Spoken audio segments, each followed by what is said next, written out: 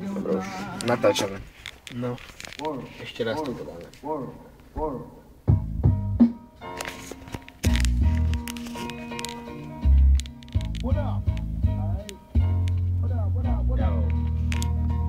Zelený princ, mixtape 2010. Jo. Poviem vám, čo budem o 2 dní robiť. Budem do gauča každú hodinu prdeť. Budem kypeť, lebo budem na rodinnej chate s mamou.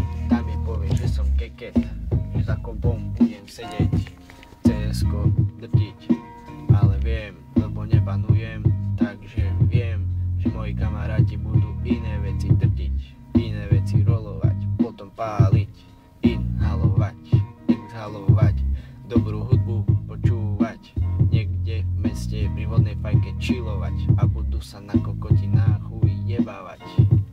A ja môžem akurát tak žaliť, do prst si upáliť a potom plakať, keď budem kakať. Jo. Takže to by bolo všetko odo mňa. Podozdávam slovo tomu vedľa mňa. Nechaj on prileje trochu oleja do ohňa. Jo. Ďakujem, Paťo, si vážny kamarát. Sedíme tu spolu. Toto mám vážne rád. Po takéto večeri po tráve, keď sme vážne spečení, pôjdeme domov a lahneme jak ožraní. A niečo vám poviem o svojej triede na gulianku, lebo nie veľa ľudí vie, čo je to za vianku. Takže Reco je to človek, ktorému stojím pokár. Je vážne vysoký a k tomu ešte aj štvorkár. Filip Furda sedí predo mnou. Dlhé vlasy. Je to taký kvázi Justin Bieber. Ale bez hlasy. Nevie spievať, aspoň si nemyslím. Nepočul som ho spievať známe koledy. Očúvate ma. Ganja je vážne super. Teraz som spečený. Cítim sa jak Jupiter. Krúžim okolo. Každý je slnko. Ani neviem, skade došlo toto pijanko. Idem radšej hlasnejšie. Ďalej a prasnejšie. Trasknejšie to tu prasknúť. Jo. Freestyle mi už končí. Beat padá dole, jak vaše handry. Keď zistíte, že svet nie je čistý. Všetci sme trošku iní, ale taký istý.